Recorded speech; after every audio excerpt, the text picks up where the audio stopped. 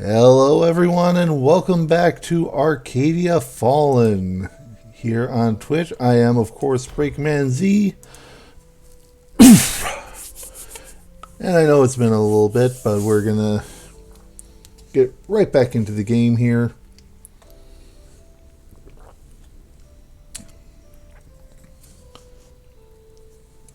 So, yeah.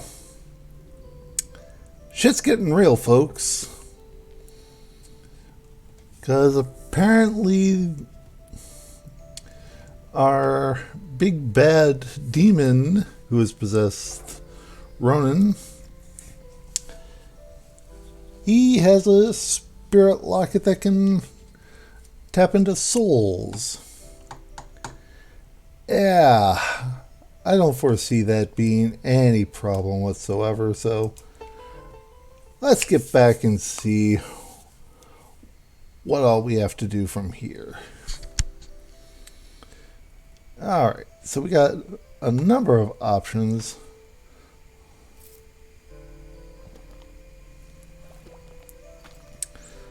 Let's start off by talking to Mime in the alley. So, you're really going to trap Ronan this time around? That's the plan. And afterwards, we're going to find a way to bring him back to the way he was. That's amazing, Mime. I never thought it would be a spirit who'd end up helping me get him back. But I'm grateful. You seem to be handling this a lot better already. You don't look scared of me anymore.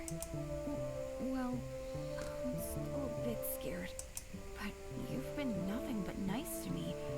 So I really shouldn't be so suspicious. It's just that my brother has always told me to stay far away from spirits. That they're dangerous. He never even let me enter the forest on my own. That seems a bit... I know. I didn't question it growing up. But now I can't help but wonder what made him so afraid. It might have something to do with my parents' death. You think a spirit? Ronan never wanted to talk about it, and I was very little, so I can't remember. But it would explain a lot, wouldn't it? Why he hated you all so much. Well, it could be that, and also maybe the fact that he's a dick. I don't know, I'm just spitballing here. Kim, I'm sorry. Huh? Why are you sorry? Even if it was a spirit who killed my parents, that has nothing to do with you. Talking with you, it's clear that my brother was wrong. Spirits are a lot like humans. Some are bad, but some are good too. Just because one spirit did a bad thing, doesn't mean that all of you are bad. Good spirits like you shouldn't suffer because some turned bad. That isn't right. Thank you, Kim. It's so nice to have a voice of reason here. Kim... I just noticed the time. I was supposed to pick up a package for the baker. Oh no, I gotta run. See you around, Mime. Spirits are like humans, huh?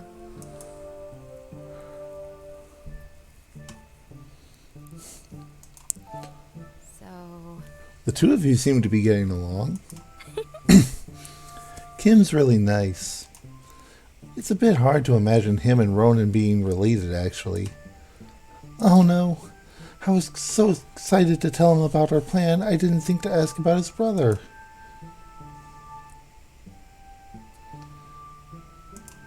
Oh no. Oh no. Did you see where he went? Well... Of course. He went right that way, and he's gone. Wow, there's sure a lot of people out today. I'll just hunt him down. I'll just hunt him down again, though. Don't worry. Mime rushes off. Is something wrong, Victoria? You look like you want to say something. Merely waiting for the gloating to start. Go ahead. Call me a hypocrite.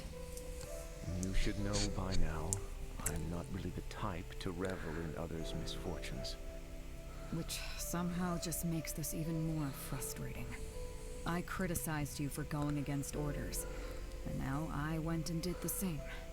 Just like that time. Victoria, out of all of us here, you have proved to be the one most capable of dealing with problems with a level head and a calm mind. What happened between you and the hunters, I can't say I understand. But I do know that no matter what we might be facing in the future, I trust you to steer us in a just direction. Anna's right. You really are soft as a jellyfish. You don't say. However, I think I needed to hear some soft wisdom for a change. Thank you, Caden. Anytime. I think we had that conversation in the last stream, but yeah, whatever. All right, let's check out the flower shop.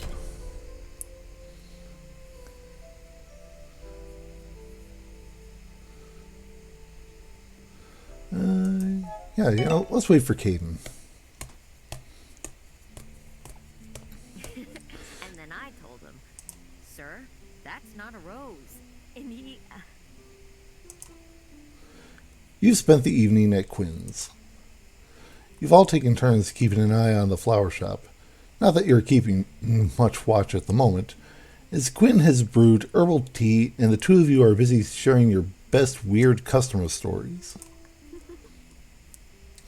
And I was asking him, are you really sure? Because I couldn't come up with a polite way to break it to him that the plant smells like farts. And then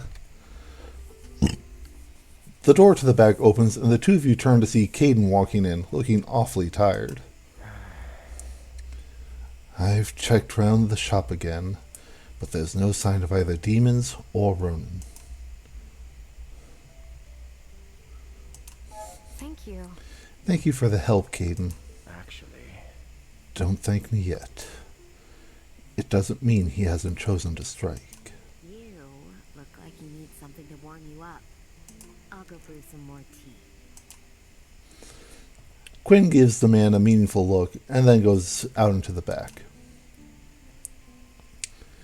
Caden leans against the counter with a sigh. You notice how he seems dimmer than usual.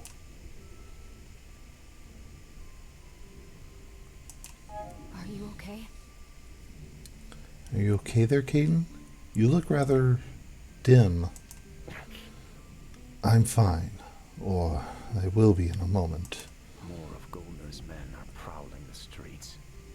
It's getting harder to stay out of sight.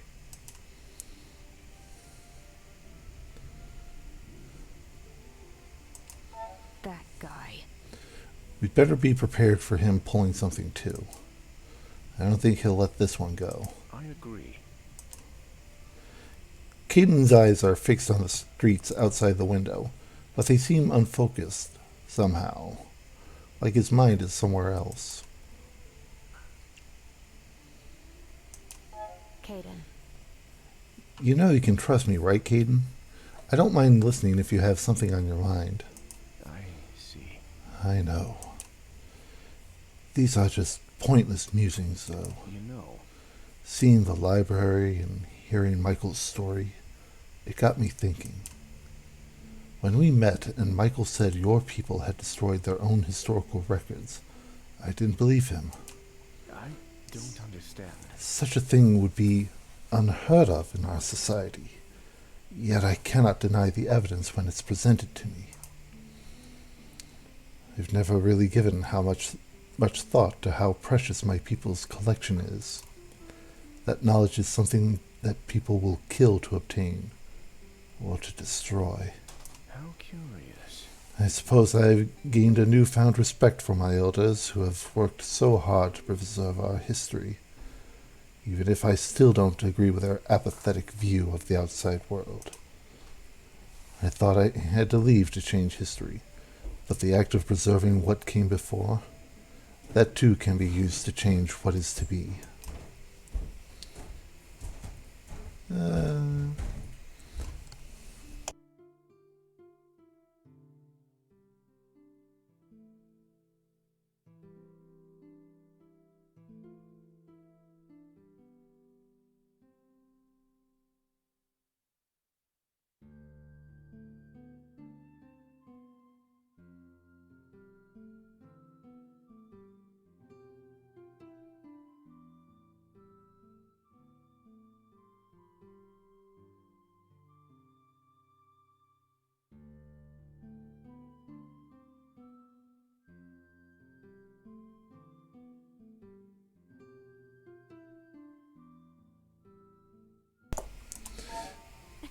You've changed, Caden.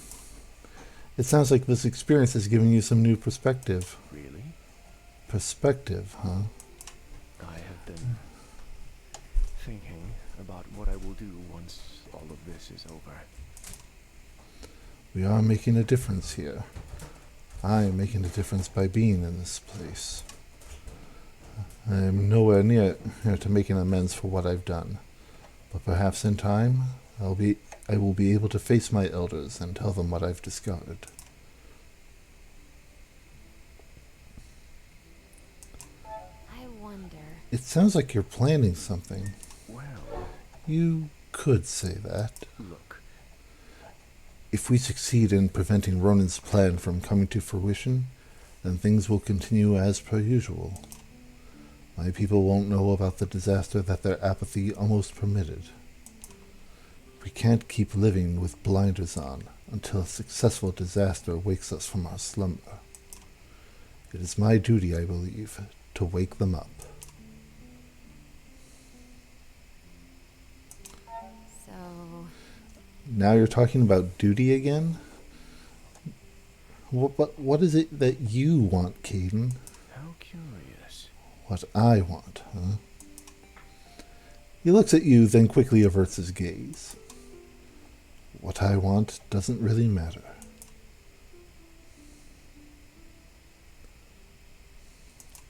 you see. You say that, but I've taken a personal interest in seeing to it that you get what you want. So come on, out with it. Why would you? You... Mercy. This time I've spent with you, despite the hardships, I've never felt more so alive. I've always had the desire to explore, to travel and learn about the world. Things up here are so exciting. They change and shift, and I feel like my actions have an actual impact. But that's all the more reason for me to return. My people deserve to know this as well. I wonder. What do you think will happen when you return? The elders are not going to be happy with me. I left without permission, stole one of our most precious artifacts, and destroyed it. There will be a punishment for sure, and after that, I am not sure they will be willing to listen, but I have a duty to try.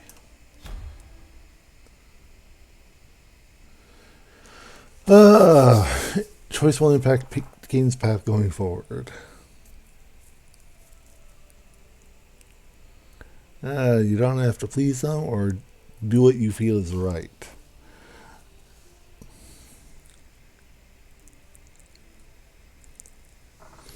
You know what? I've been letting fate guide me, so let's roll the d6. Odds, you don't have to please them. Even, do what you feel is right. Because, I mean, it could go one of either way. 3. So, Then don't go back. It's clear you don't fit in whatever box your people had in mind for you. You're curious and keen to explore. You could travel the world, learn all about it up here. You deserve to be happy. You don't owe them your life. To stay up here. Of course, I have thought about it. Running away from it all, spending my life wandering with... He glances at you, then looks away with a sigh. Kiss already! Kiss, kiss, kiss, kiss! I want to see that in either the chat or the comments. Kiss, kiss, kiss! We're not talking about the rock band here. But that would mean turning my back on everything I know. I don't know if I could do that. I need to think about this.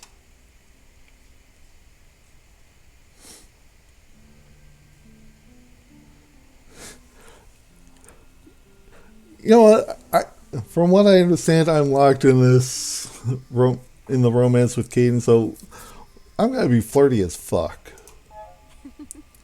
Careful now, Caden. If you stay, there's a chance I won't be able to let you go. You? You are interrupted as the door to the back suddenly opens and Quinn enters the room with a pot of tea. So that's how it is. I see you two have already gotten comfy. I'm glad. They smile and pour the brew, a rich, earthy scent drifting up with the steam. By the way, Now, Caden, you must tell me about the flora that grows in the southern mountains. Caden's shoulders relax, and he smiles back. What do you want to know? hey Caden, I've noticed your markings sometimes change color. Like the light becomes warmer somehow, especially when you're around our alchemist. Why is that? Well, that's... Oh, they should be good. It's nothing mine. Don't worry about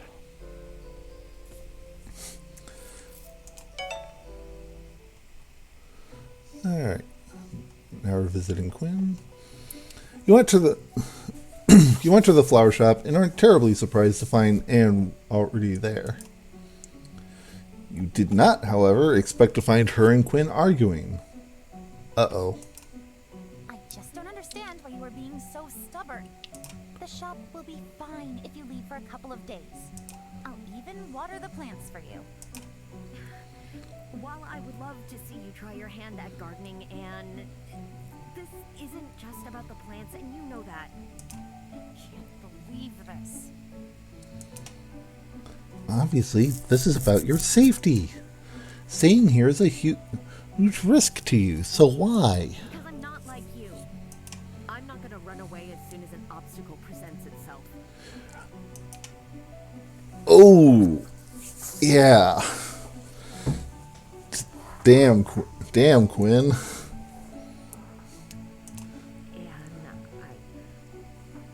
I'm sorry. That was uncalled for. Anne turns on her heel and leaves the shop, pushing past you without a glance. Quinn sighs and leans against the counter. Well, that didn't go the way I planned. Sorry. You have to see that.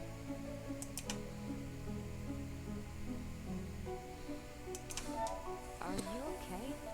I don't think I've ever seen you snap like that before. I try to always stay calm in these kinds of situations. But I care about her a great deal. And sometimes caring means being incredibly angry and frustrated with each other. I'm afraid it's not the first time we've strayed into this particular argument. And I'm not proud of what I said. I'll have to find a way to apologize. So, You and Anne argue a lot? Well, of course. We all have our usual friendship quarrels. Who gets the last cookie? Should tea be with or without milk? Stuff like that. But this particular disagreement goes a bit deeper. Anne is such a wonderful person. I fear she can't see the light she could bring to the world. Instead, she hides away in fear, taking the safe route she knows. She has her reasons, and it isn't up to me or anyone else to decide what she does with her life. But Althoros' mercy. That doesn't change the fact that sometimes I just want to grab her by the neck and throw her out in the light where she belongs. Let me...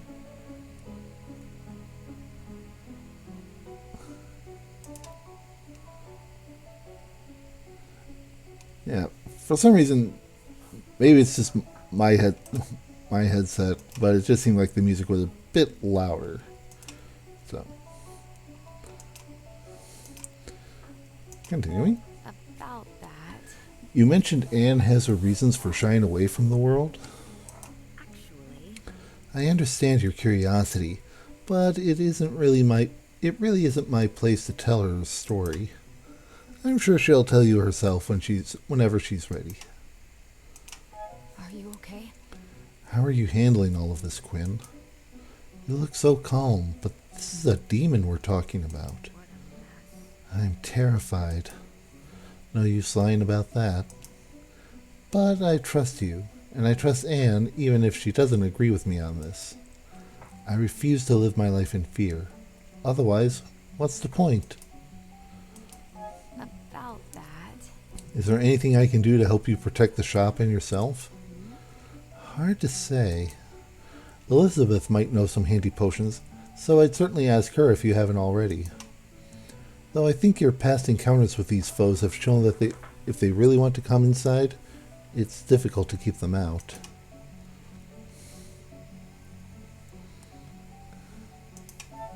This is it. I won't let anything happen to you, Quinn. I promise. Thank you. I trust you. But still, be careful, all right? Tell me about... With all of this going down, have you had any time to work on restoring the forest?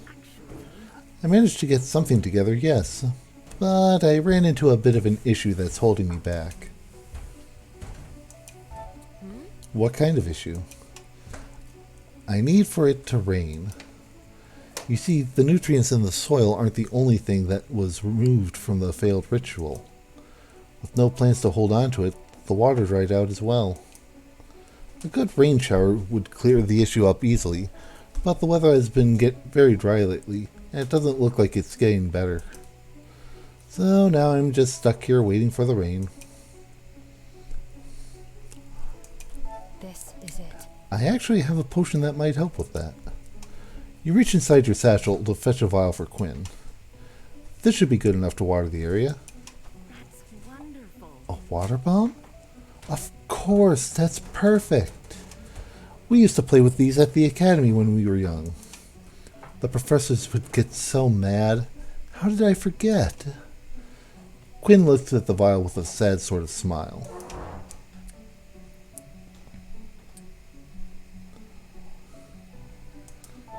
Really? Playing with water bombs sounds like quite the fun memory. It is. It's weird. I'd completely forgotten. Things used to be a lot more simple when we were kids at the academy. I can't fault Anne for wanting to return to that time. Anyway, thank you so much for your help. I'll let you know how it goes. I had some questions. Can you tell me a bit more about your magic? How does it work exactly? Actually, There are several schools of magic that are taught at the academy. Most of them require your knowledge and training, but nature magic is a field that requires a more natural affinity. Our souls resonate with the life force of nature, and from that connection, we can pull or push to make things grow or wither. There aren't that many of us, and we who exist usually live a more solitary lifestyle away from our peers, preferring the company of nature rather than of other people. Really? Why would you choose to live in solitude? We just connect with nature easier than people. The flow of magic energy we share makes understanding nature like breathing. It's said nature feels the same way.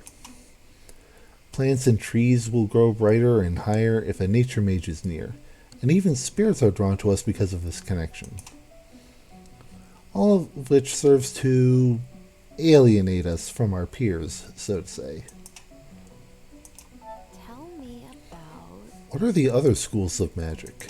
you know? Oh, well, I'm a nature mage, as you well know, just as you know, and to be a tinker mage.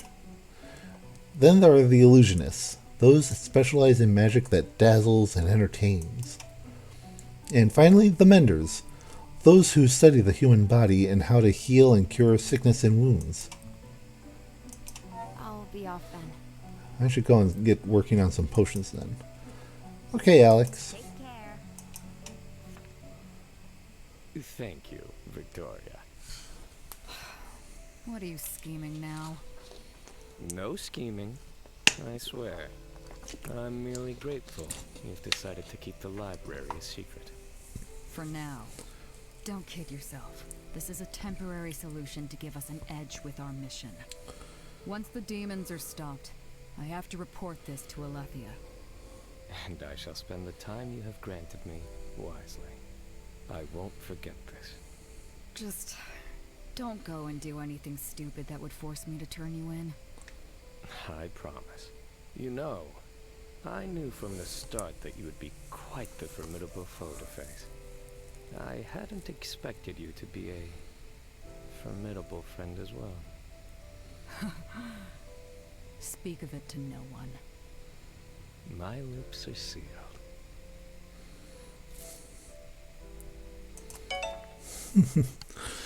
And back to the flower shop again to try to talk to Anne.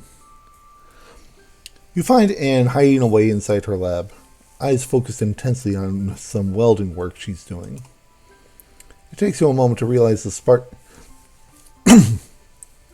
the sparks melting the metal aren't coming from some sort of tool, but rather from Anne's hands themselves. Her gloves are lying on the table, her sleeves rolled up to her elbows as yellow magic crackles like lightning around her pale fingers. Oh, okay. Anne definitely looks like she's seen some shit.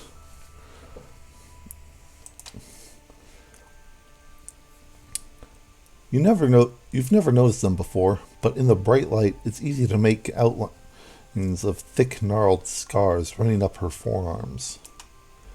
The light dims and Anne pushes up her welding glasses, finally spotting you. You? What are you doing here? I didn't call for you, did I?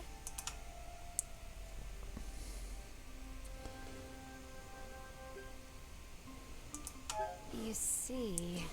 I just wanted to check in on you. I'm sorry. I didn't mean to pry, but I accidentally overheard you and Quinn earlier, so... Anne sighs and puts down her work. I'm okay. Thank you for asking. Quinn and I have had this discussion many times now. We argue, someone gets angry and walks. We later return with cookies and all is fine.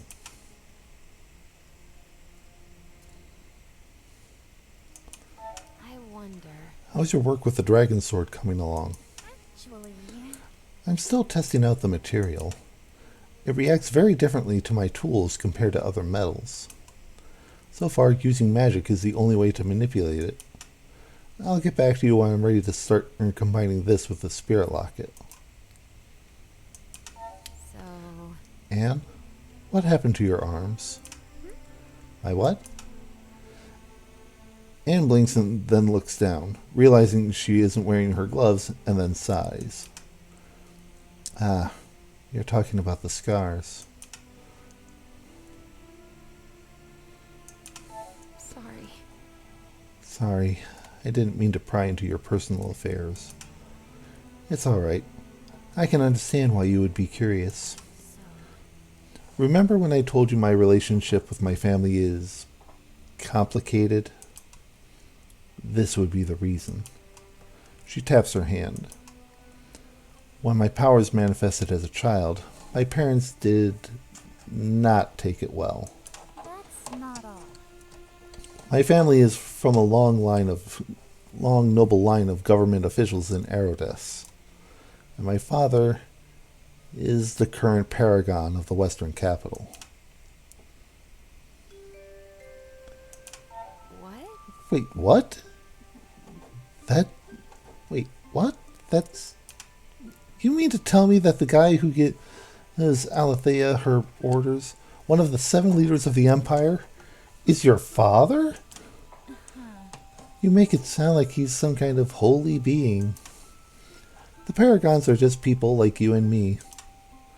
You might have a fancy title and political power, but in the end, he's just one wheel in the machine of government. A crown piece, but a piece nonetheless. The Paragon of Erodes is elected once every 7 years from among a highly competitive group of noble families. My father was in the midst of his bid for the election when my condition manifested.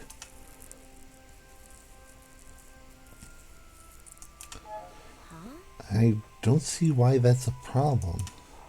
Being a mage isn't illegal as long as you get the proper training at the academy, right? Seems logical. That's the law, yes. But politics rarely play by the law. Actually, Erodis is a bit special when it comes to the politics surrounding magic. Unlike the northern capital, which has always been strictly anti-magic, or the central capital, which has always been pro-magic, Erodis has changed positions a lot depending on which paragon is elected. This means we've had a lot of say in how magic is regulated. My father is on the pro-magic side, and he was running against an anti-magic official who'd held the seat for several terms. When it came out that his daughter was a mage, the opposition could have made the claim my father was acting due to personal bias, and it would potentially have ruined the campaign. At least, that was their reasoning for keeping my powers a secret.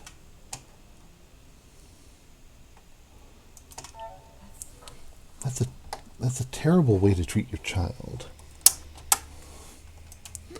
My father believed some months of discomfort for me would be worth it to remove the current paragon from his seat. And it wasn't that much of a change for me really staying inside at first. that's not all. I don't know if it was the stress of the campaign or some sort of maternal instinct kicking in, but my mother got obsessed with the idea of curing me of magic. It would be the perfect solution after all. Get rid of the political problem without having to send her only daughter off to a strange school she knew nothing about. It started out innocently enough. She started by buying wards that were supposed to keep magic away from your home. But soon she was spending all her money hiring different experts who could suppress my abilities.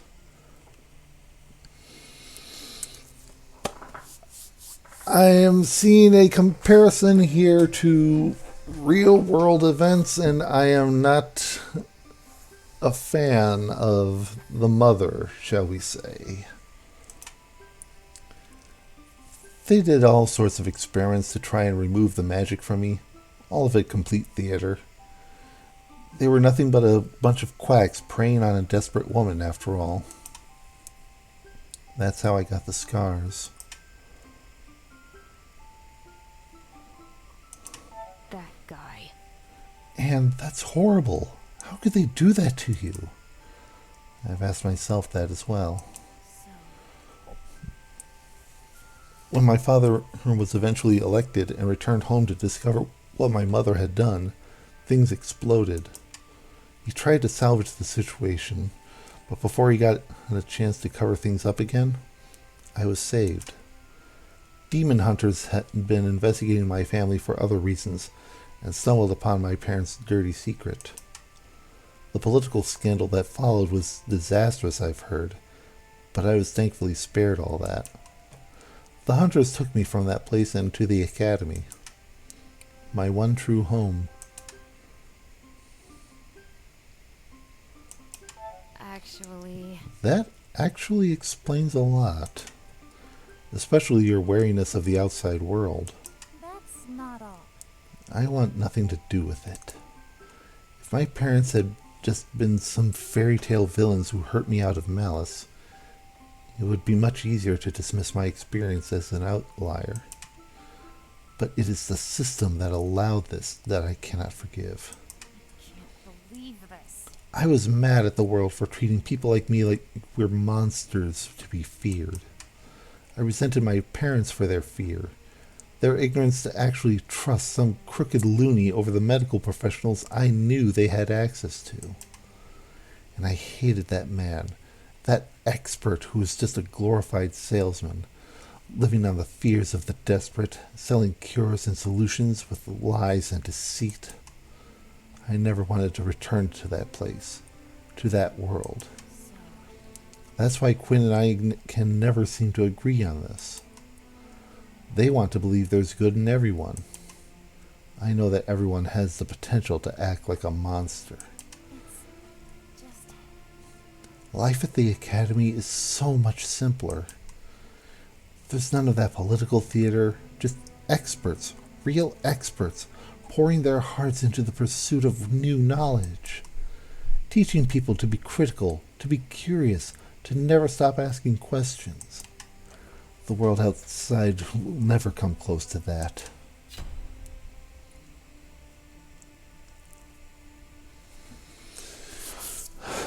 Okay, we got another roll of the dice here. Because, yeah, I want Anne to be happy. And yet I also would love for her to go out and,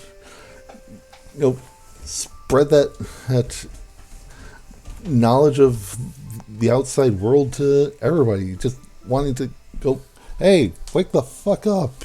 Do shit with your life. All that kind of thing. So, once again, we roll the d6. Odds for the first, evens for the second. Yes, Anne does deserve to have peace. And I'm tempted to go into the song, but I'm not going to. Y'all know the song. We're not going to do that. Y'all can do that on your own time. About that. I can't say that I agree, but you're the only one who gets to decide how you want to live your life. I'm sorry for all the things that happened to you. No one deserves to go through that. Thank you, Alex, for understanding.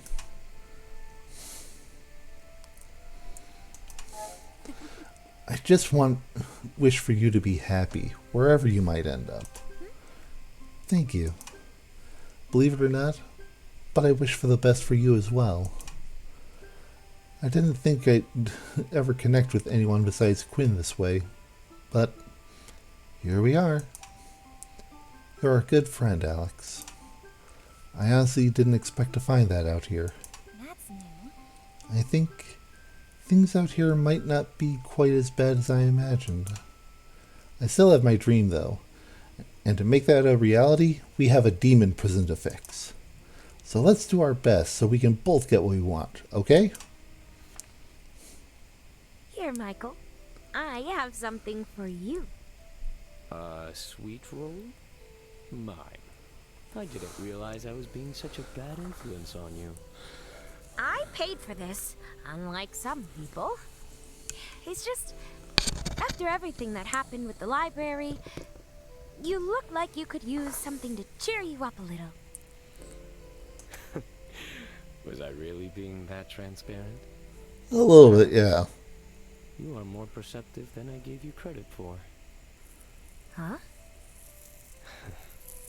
Thank you, mine. And don't worry, I'll be fine.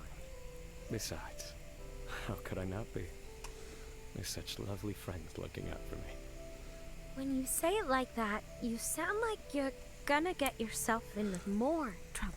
She's not wrong. Only good trouble. I promise. She's not wrong. When he does phrase it like that, it does sound like he's going to get into trouble. And good trouble? Okay. Alright. So yeah. Michael's buried himself in the Forgotten Library, and she's looking for clues. So let's talk to Michael. You walk down into the Forgotten Library. It's easy to imagine how the place was once buzzing with life. Archivists walking among rows of bookshelves, working on their next big discovery. Now it is quiet, however, save for a single mage sitting on the floor, surrounded by piles of books.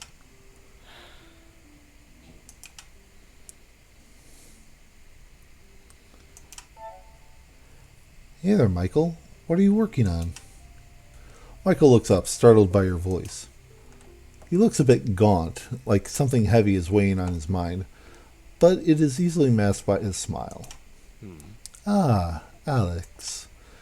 That is an excellent question, one that is incredibly difficult for me to answer. You sit down next to him, and Michael closes the book in his lap, tapping the cover with a finger. I have been searching for this place for years, which, granted, in the grand scheme of things, isn't really that long, but I'm still struggling with this odd feeling of, what now? This collection is awe-inspiring. As all the libraries fell, survivors would have brought what they could here, gathering possibly the largest collection of historical records right under the Empire's noses. Look. He picks up a book from the pile and flips through it.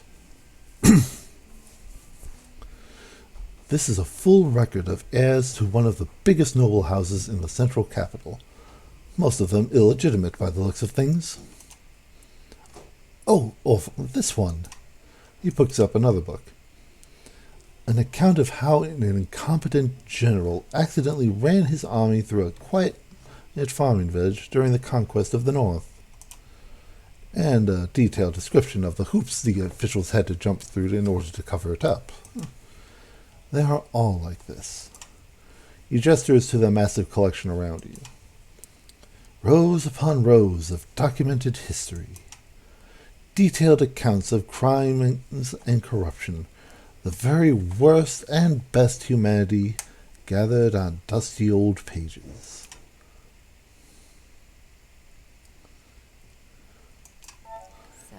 So, what happens next? What will you do with it all? That's the question of the century, isn't it? I could live 1,000 lifetimes and not fully understand everything within this library. I came here to find proof. Something that would reveal the corruption of the Empire. But this? The truth is what I expected. That the system is riddled with corruption and pain. And they knew. Everyone knew and did nothing. I always believed the more I knew, the closer I'd be to a solution. But I only feel despair. He chuckles, running a hand down his face.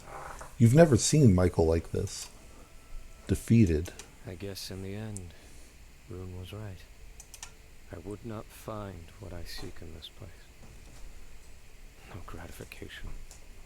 No righteous justice. Just more darkness. Gathering dust.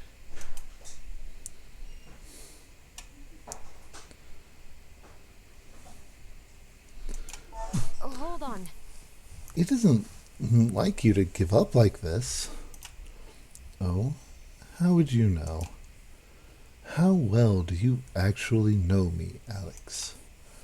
We humans tell our children that the world can be changed by heroes, but that is a lie. The world isn't easily changed by anyone. History is a loop, insistent on repeating itself.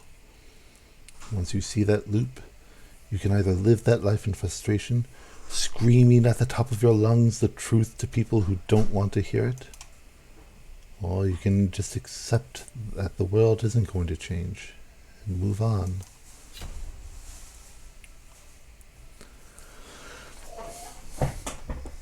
Another choice. We're doing a lot of dice rolling into this stream, aren't we, folks? So yeah, do we tell Michael, not to give up on the world, or tell him that the world's not his responsibility? I'm getting an outside influence here, but we'll still see what the die has in store for us. As always, odds for the top option, evens for the bottom. And it looks like the outside influence had an influence on the die. About that. You're right. There's not one person who could ever fix everything wrong in the world. But that also means it isn't one person's job to keep it running. You don't owe anything to the world. It's okay to live your life just for you. You have value. You are worth saving, just as much as all the books in this library. Did not expect that. You are a remarkable person. You know that? Thank you. He turns away from the safe, looking relieved, like a huge weight has been lifted off his shoulders. Perhaps when all of this is over, I'll go back to wandering. The world is a beautiful place. Perhaps you'll come with me.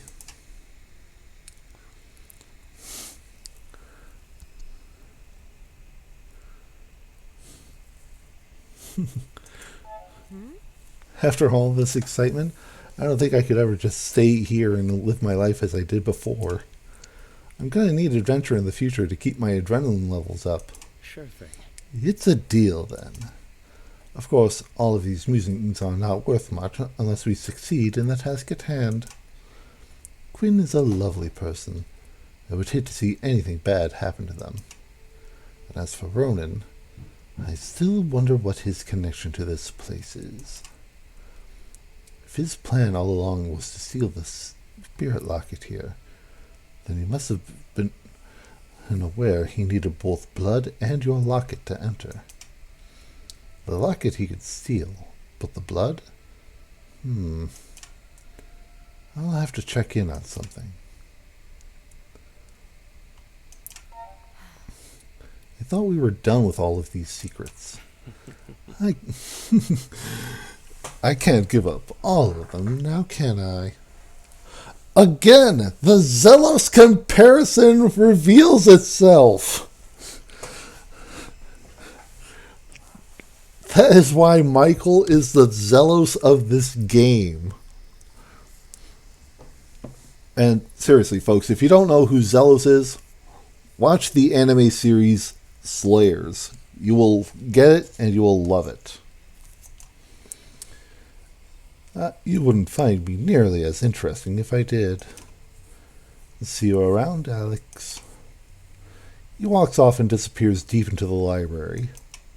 You leave too. Again, another total Zelos thing. Just like, yeah, I could tell you everything, but where would the fun in that be? And then he just wanders off and disappears. I'm sorry, Michael. I fear I offended you with my previous comments. You? Offensive? Caden, you're about as offensive as free cake with your drink. I'm not sure if that's a good thing. What I mean is, I'm afraid my earlier comments came across as me suggesting you were hiding behind your smile. Well, yes. That is the truth, after all. You... what? I didn't expect you to pick up on it, though. You are more perceptive than I gave you credit for, friend. But why, though? What is it you wish to hide?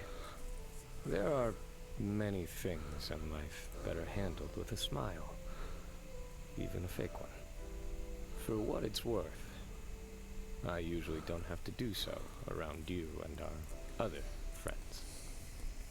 That, I'm glad to hear. Now, you mentioned cake? Picked up on that as well, did you? To the tavern. Lead on, my friend. Oh, great. Michael just picked up a new drinking buddy. That's gonna end well. Yeah. Let's check in on Victoria. You find Victoria in the library, looking at her orb of communication like it holds the answers to life's biggest questions. Are you okay? Hey there. Are you okay? Victoria tucks the orb away and turns to you with a tired sigh. I'm fine. Why are you here?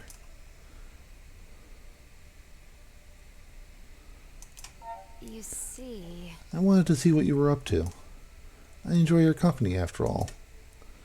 Victoria blinks, then sighs, looking a little embarrassed.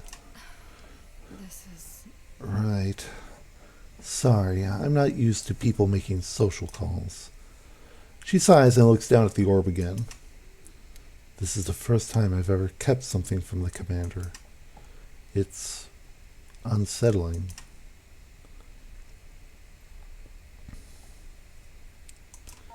Well...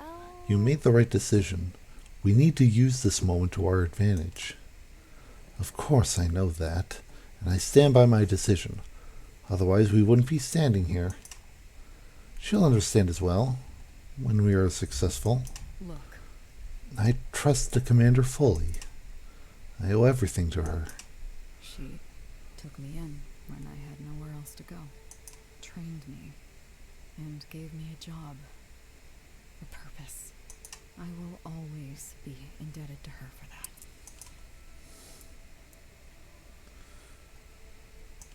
That sounds nice. That was very kind of her. Kind, This huh? is- I suppose it was. She didn't have to do it. I was not worthy of being taken under her wing, not after getting kicked out of the demon hunters. Look. I was recruited into the hunters at a young age. My family was so proud. Demon hunters are revered as heroes all across the north, and I had grown up with stories of valiant troll slayers and spirit exorcists.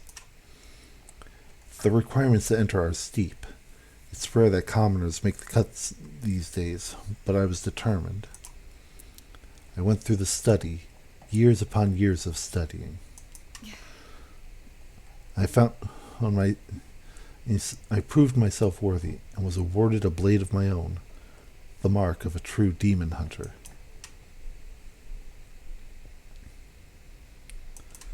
That's amazing.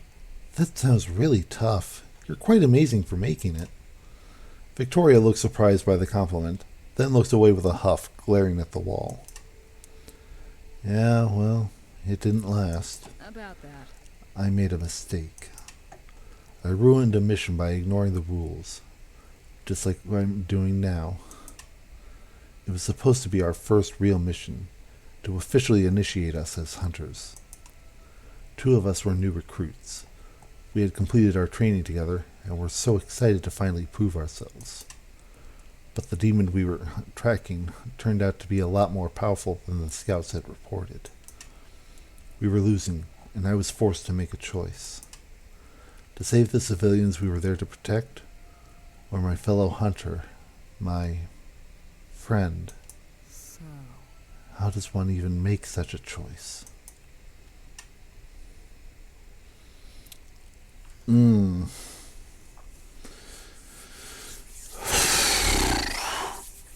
I don't know.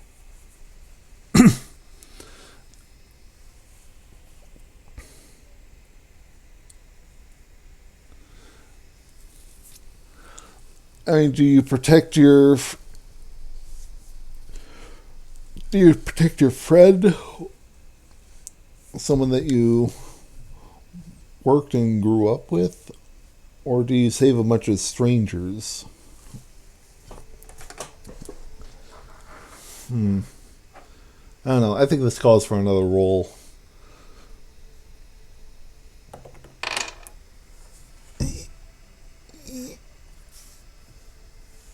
Yeah.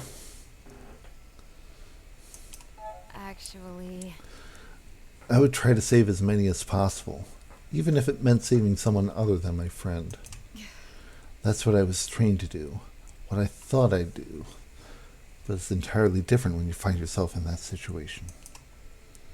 It's difficult to see those other people when the one you care about is right there in the line of fire. Look. Humans get attached to individuals. How can you possibly care about nameless strangers? Well... But hunters are supposed to be different. You're supposed to save as many as possible, no matter who they are. I made a selfish choice. People died. Normally, I would have faced the punishment for my mistake within the demon hunters, but the friend I saved was born into a powerful noble family. She looks away in disgust. So, The whole situation became a huge political mess. People jumping in to defend me for their own selfish reasons, even though all I wanted was to be judged by my peers so I could move on. I wasn't that lucky. My valiant saviors won their stupid battle, and I was dismissed from the hunters with no punishment. I was disgusted by this display of corruption. I didn't want to serve in such a place, so I left, well, wandering for a time without any purpose, and then I met Alethea. She showed me there are people within the Empire who care about equal laws for everyone.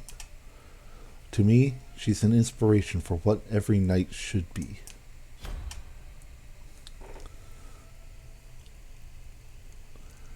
You know what? I'm not even going to roll on this one.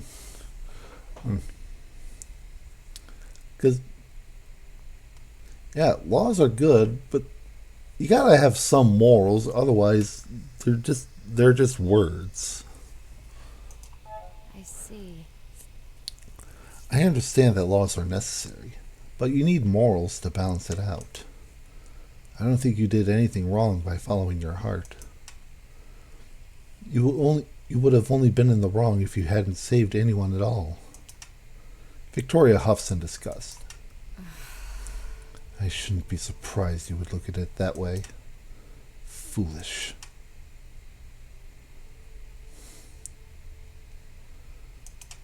Well, I can live with you thinking I'm foolish. I still stand by my answer. Victoria lets out a sigh, but she's smiling. I respect your opinion. She looks away. She shifts and looks away, fingers tapping against the sigil on her hip. Anyway, now you know why this situation with the library disturbs me. We should get back to the task at hand and get it resolved as quickly as possible. Also, she cracks a small smile. I suppose that's all right. If you ever again intend to come to interrogate me about my past, at least bring refreshments.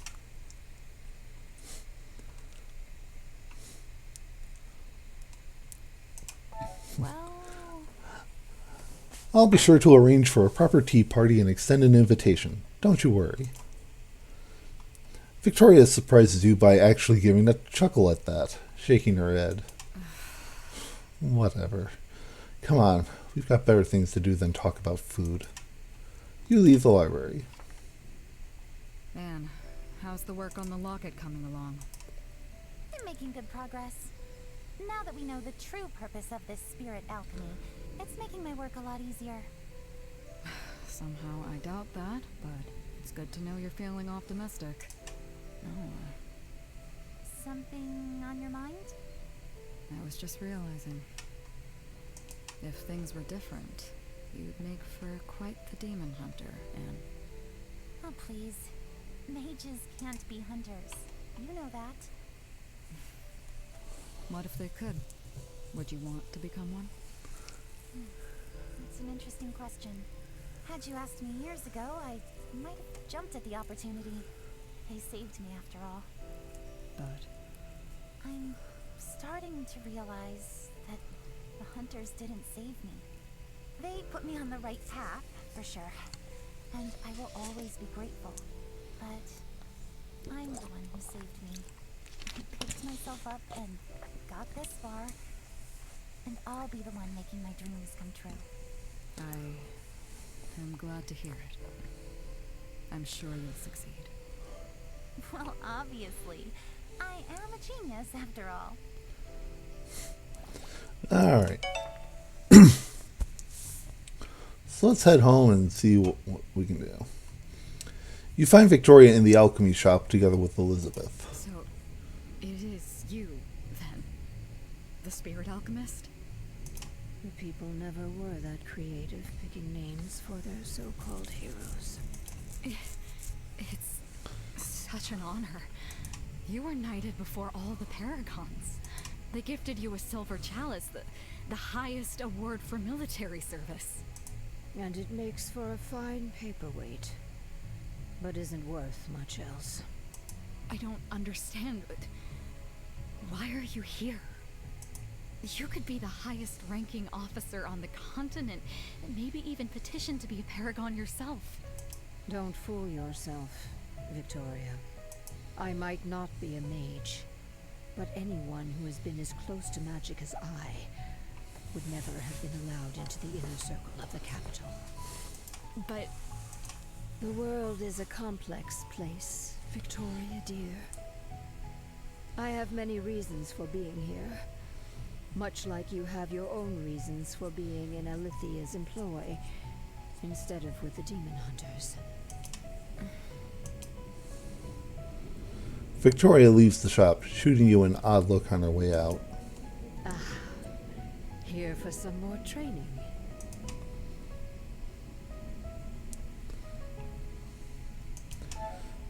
About that. Elizabeth, about what happened yesterday. If just...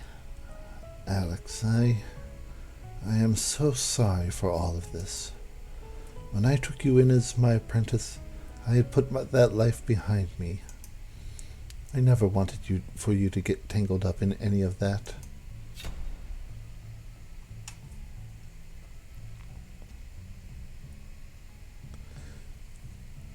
Can't forgive her. Move on. Or, you know what? She has been nice. She has helped us out. So yeah, I can understand.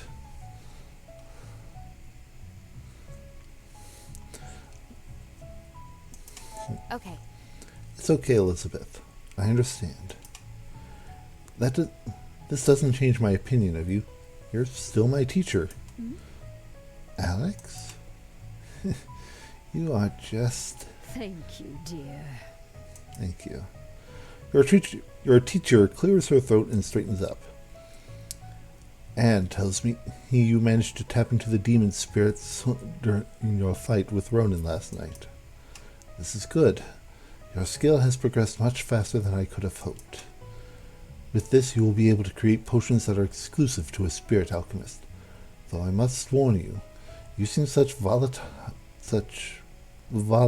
energy can be quite dangerous if not handled correctly.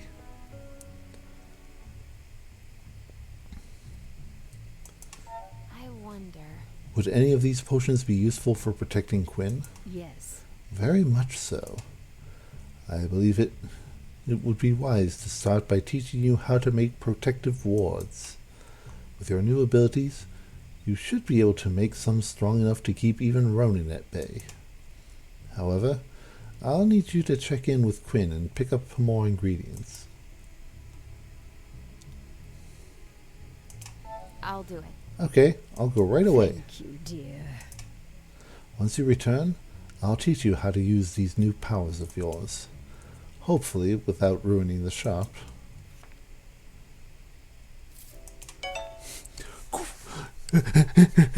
Quinn!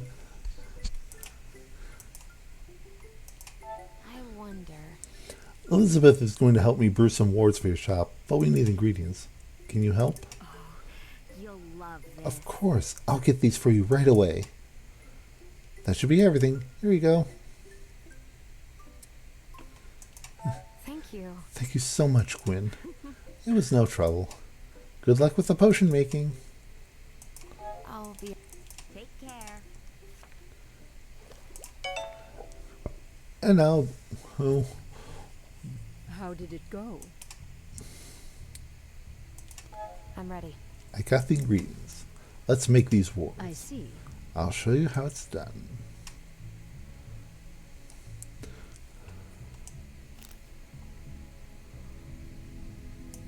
Careful now. Placing ingredients inside the top wheel will reveal empowered ingredients. Mixing 3 identical ingredients inside the top wheel, where one is an empowered ingredient, will create one singular ingredient. But be careful when you attempt to combine ingredients, as empowered ingredients must remain inside the top wheel to maintain their power.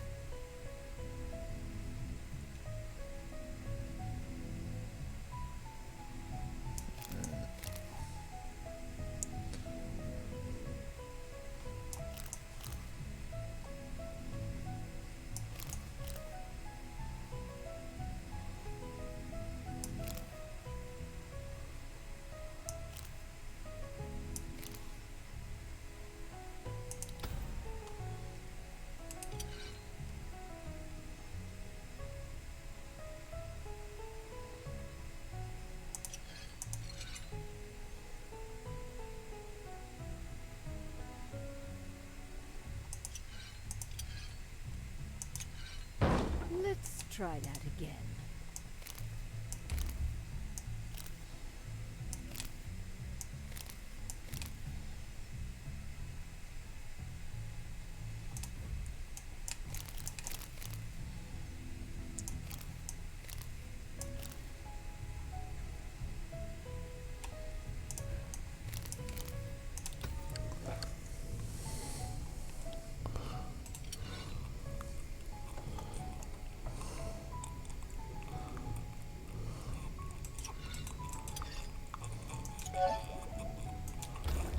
Another discovery! Well done. These walls should be enough to keep any demon out of Quinn's shop. Thank you. Thank you, Elizabeth. This will be a great help against Ronan. I appreciate it. I'm glad I can help. Quinn is a dear friend, and I want to keep them safe as well. Just you be careful as well, alright? I'll be here in case you want to practice your spirit alchemy further. Good luck, dear.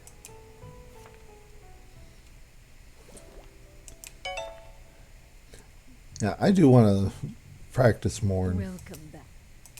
I'll do it.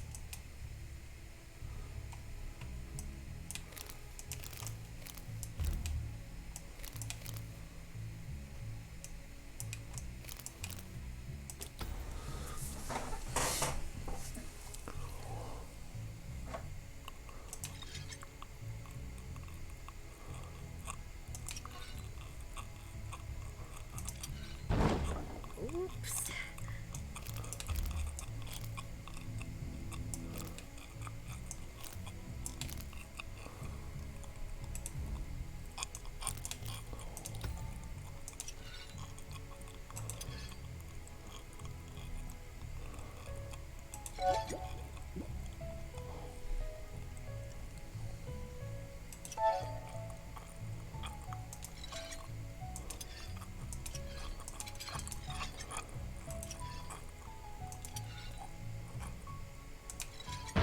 What's that smell? That would be messing up.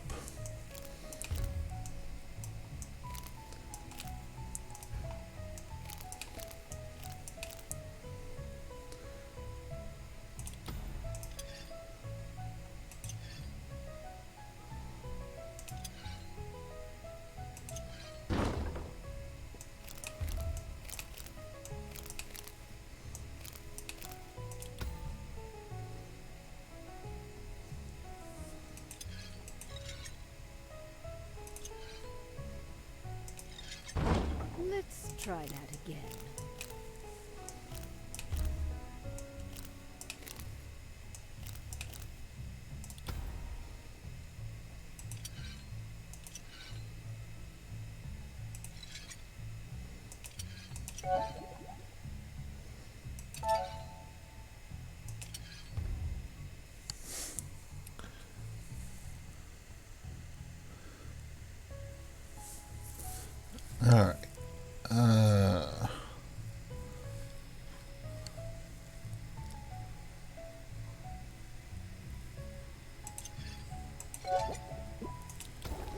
Another discovery. Flower permanence.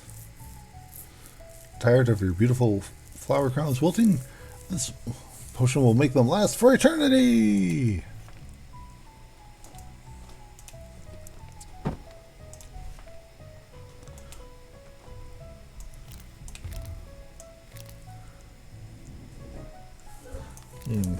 Okay. Let's see. Ah.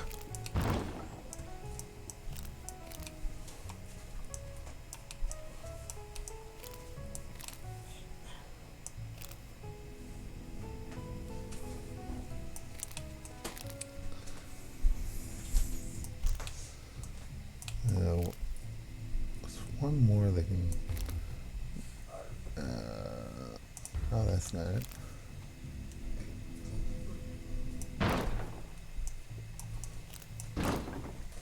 Okay.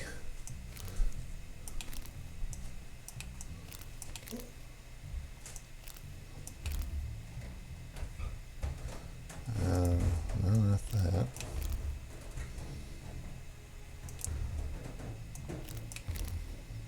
Something with that squiggle there.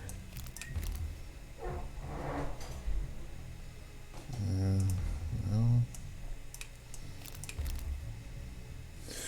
I'm gonna feel so stupid if it's something so simple.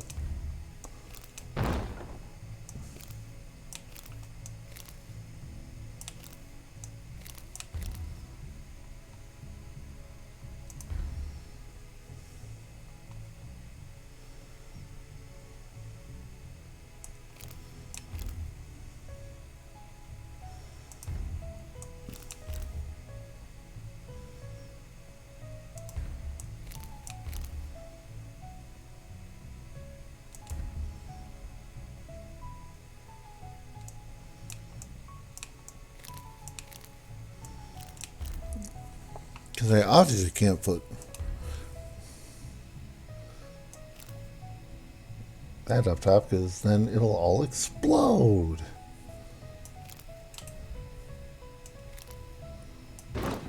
Like so.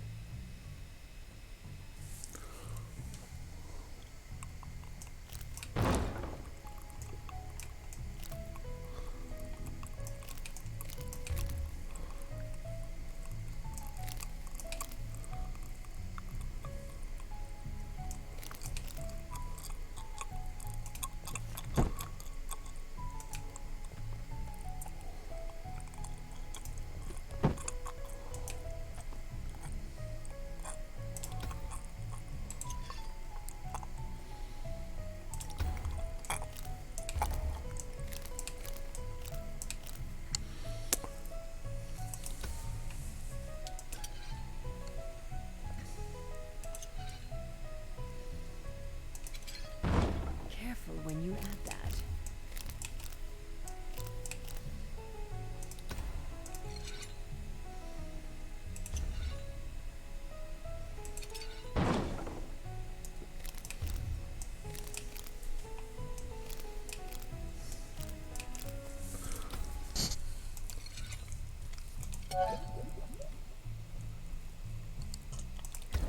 I'm proud of you, dear.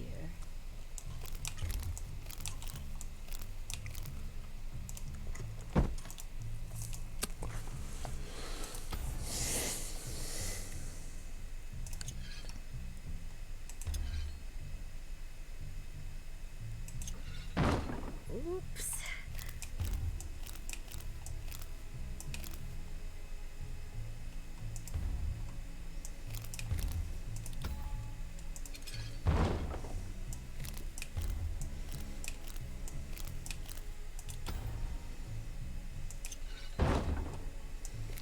Other way, dumbass.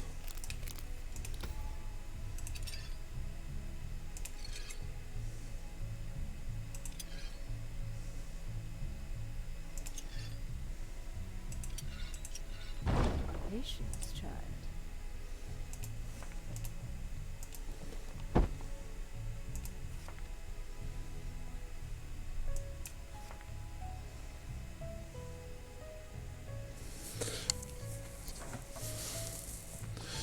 Okay, you know what?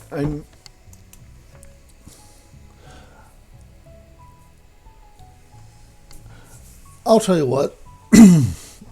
I'll I'll probably play around more with doing a lot of these extra potions. Oh.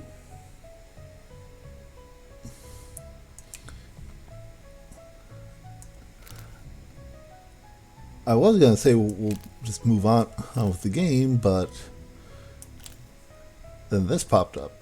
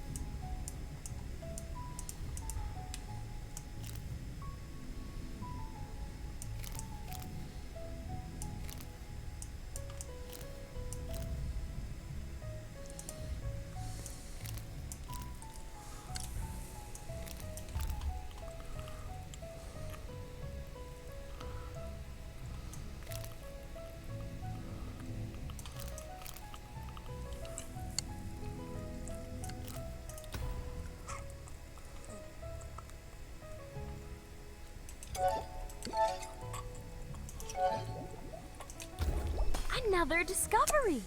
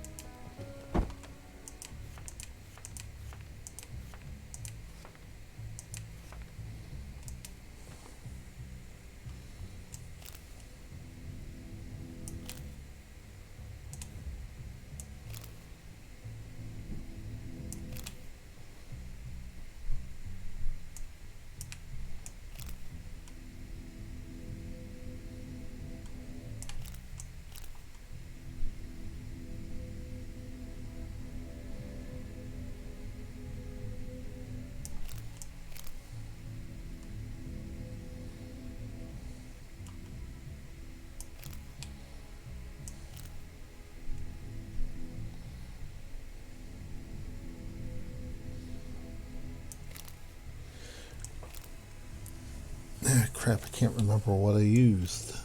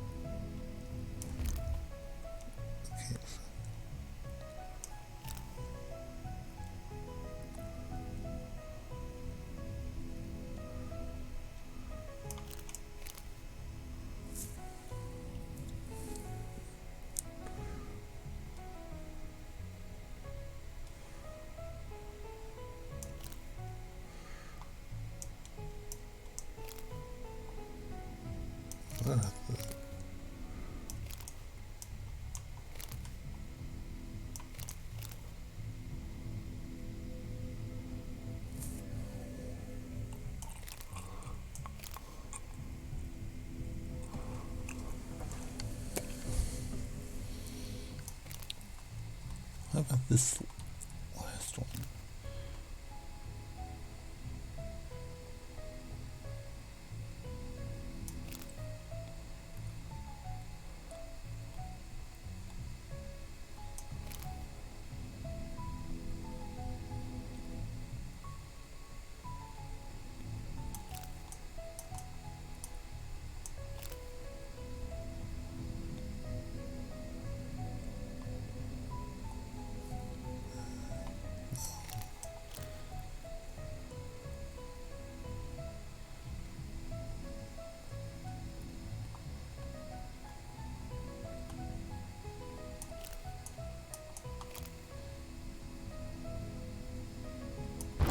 What's that smell?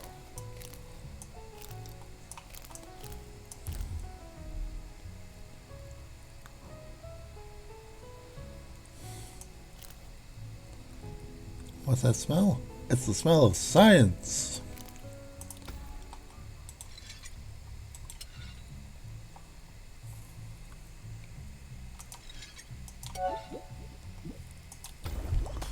Whoa, look at that!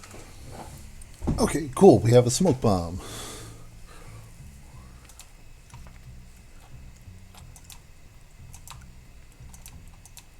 You know, at least making them the 4-star. You know, getting full stars.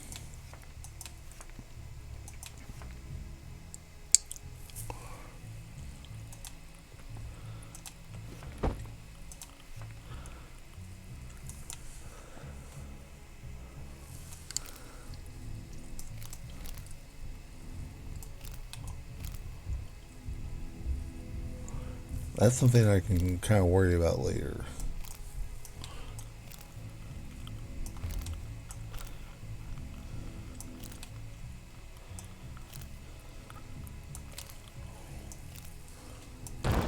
Let's try that again.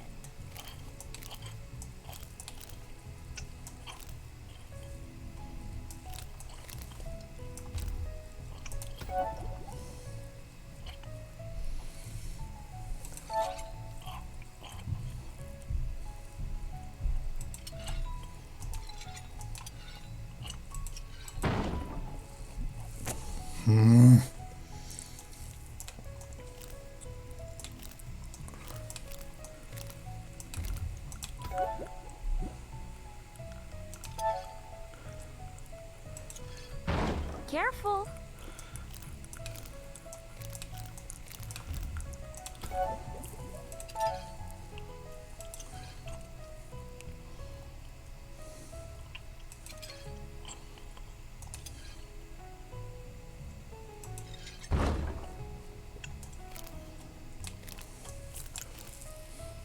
I can do this.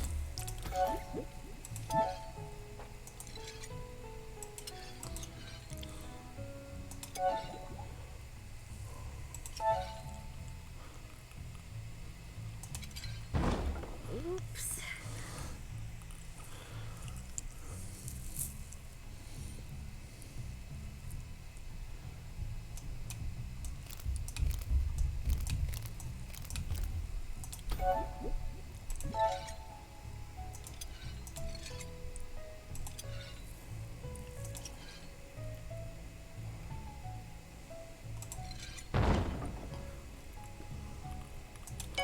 Okay, you know what? Screw it. You fill out another page in the recipe Well book. done. This is...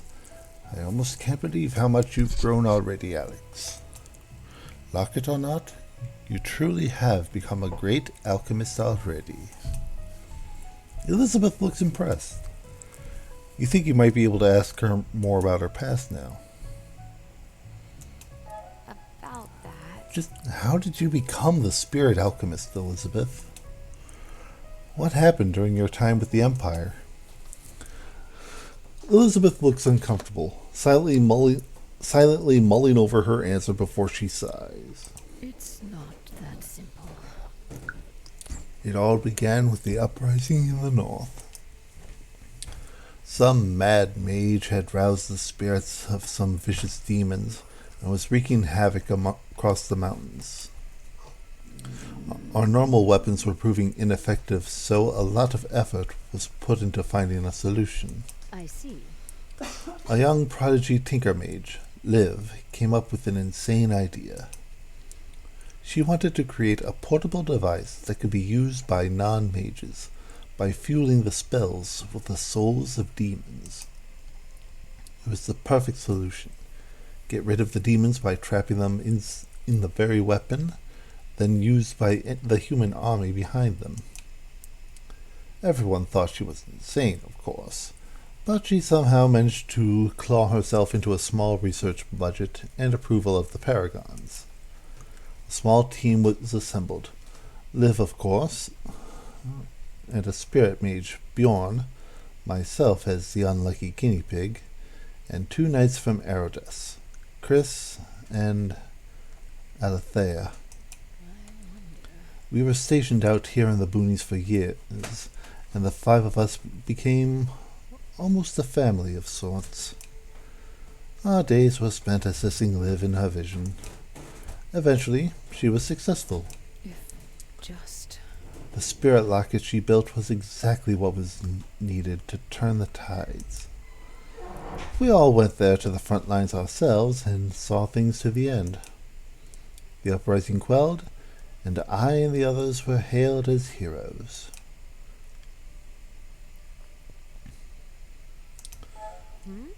But you left? What happened? Politics. Yeah, I'm right there with you, Elizabeth. Politics can suck a big one. Lethrus, grant me strength. Accusations were made that the uprising was the work of the kingdoms of the north. All lies, of course. The Paragons had gotten a taste for war, and they needed an excuse to start a new one. I and the other heroes were sent off to fight our neighbors, to bring the land under the banner of the Empire. The Northerners were tough folk, though, and the war dragged on. The Paragons were losing support among the nobility. The spirits had been hunted to extinction to feed the new spirit lockets. People were starving. And that's when the cleansing happened.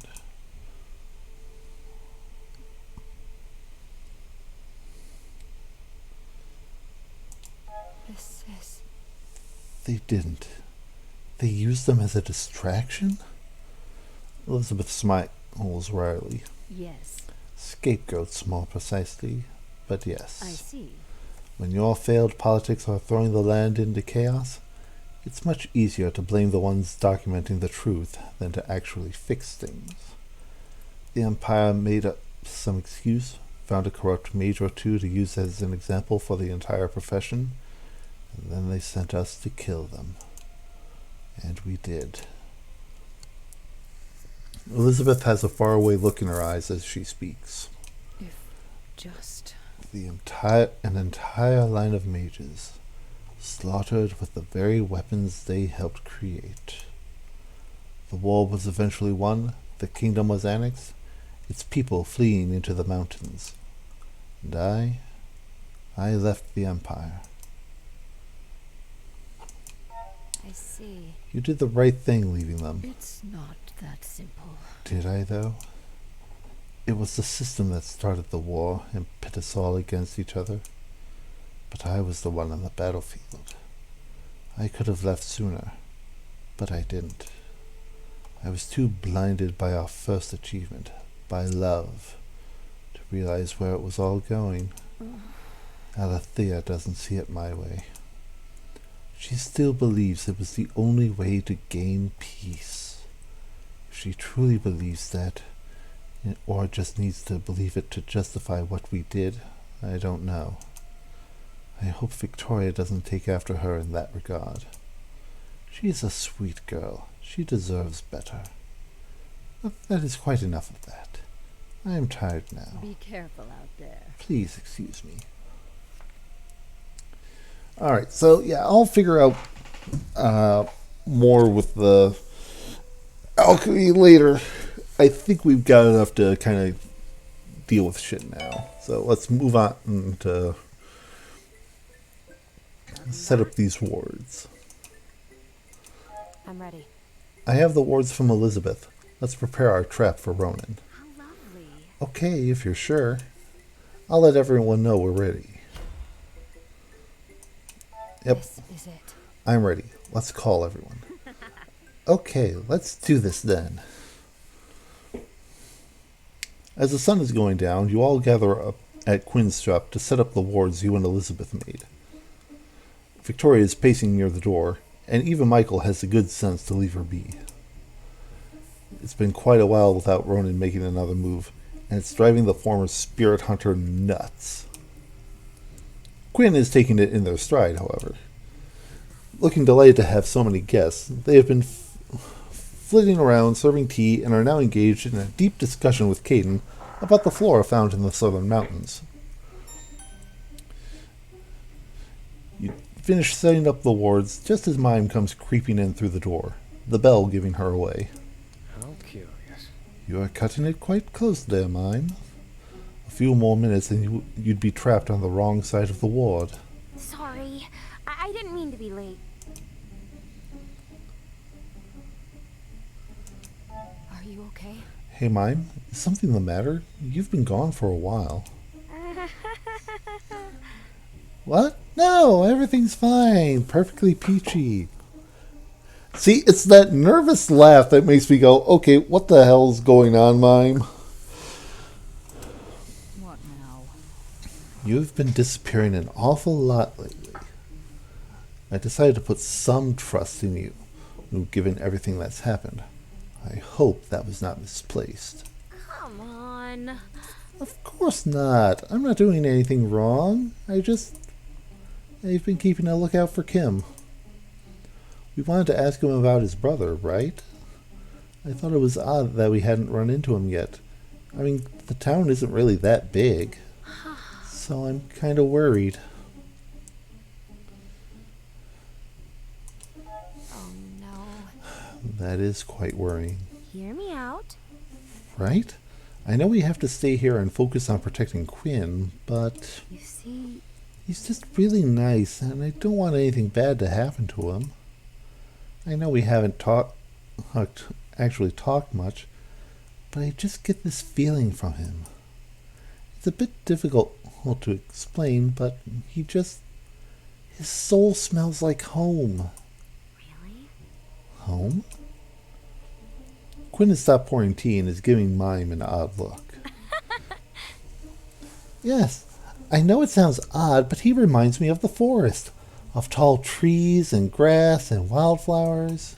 That's new. Is something the matter, Quinn? Anne looks with concern at her friend, and Quinn hums. It's just...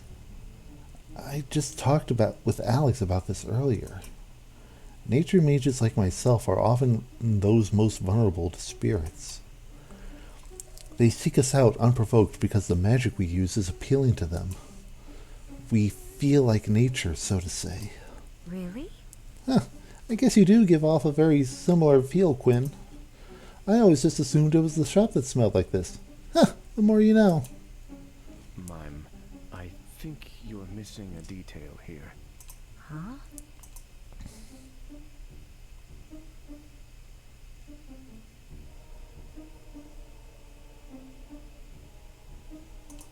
That can't be. I can't believe this.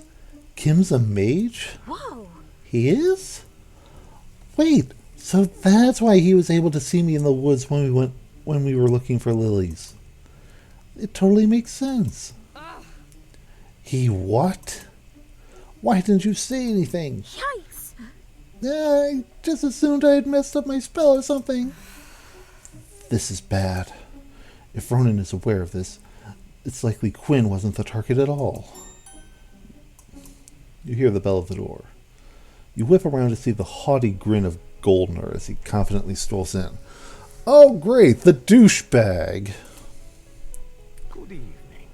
What do you want, dickwad? How fortunate that you are all gathered here together. I have something important to discuss with you all.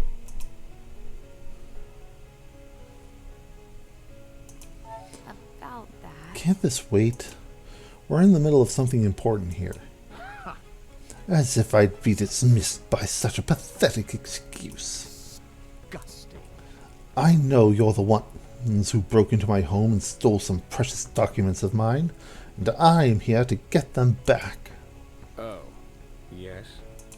You and which army? Goldner merely grins. Ugh, Michael. When you're talking to someone like Goldner, don't say that. That's an invitation for them to go, this army, and reveal a whole bunch of fucknuts. Shapes appear in the darkness behind him, lining up outside the door. What did I just say? Thieves! You will pay! Oh, that's mercy. Well, they don't sound happy. Oh, really? Ah, an angry mob. Brilliant. The yelling continues, and Goldner strokes his beard with a chuckle. It seems a nasty rumor was spread among my workers after the unfortunate break-in.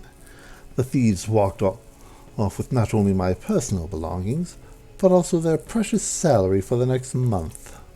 Needless to say, they are not thrilled. Interesting. I believe what you meant to say is that you have been feeding your workers lies and are now using their anger as a weapon. Pathetic. I never lied to them. I have simply seen no need to correct their perception of the situation. Why should I help uphold your reputation when you're the ones who have wronged me? If this slight were to be corrected, however, I might be inclined to step outside and clear up this misunderstanding. So, you're threatening us? This shall be good. Nothing of the sort. I'm simply a businessman trying to strike a deal.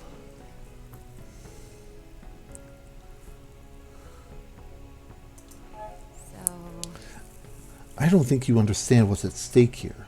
We're all in grave danger, and we really don't have time for this. Really now? Oh, please, I'm not falling for such a petty trick. If that is your decision, then I guess I will be going. I wish you all a lovely evening.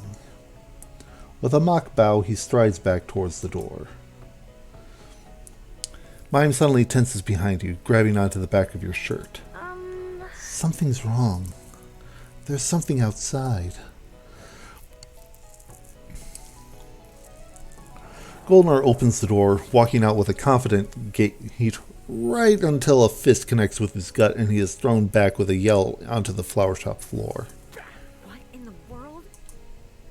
A tall man steps through the door, eyes wild with unnatural rage. Kill the mages. This is it. Everyone remember our plan. Michael, we need to get those wards up. And Victoria, the door. Got it. Already on it. Victoria steps over the writhing and whimpering form of Goldner to push the frenzied human back. Caden steps in to help her slam the door shut and hold it as fists start pounding against the wood. Now, Alex. You and Michael make quick work of the remaining wards, the spell flaring to life with crackling blue energy.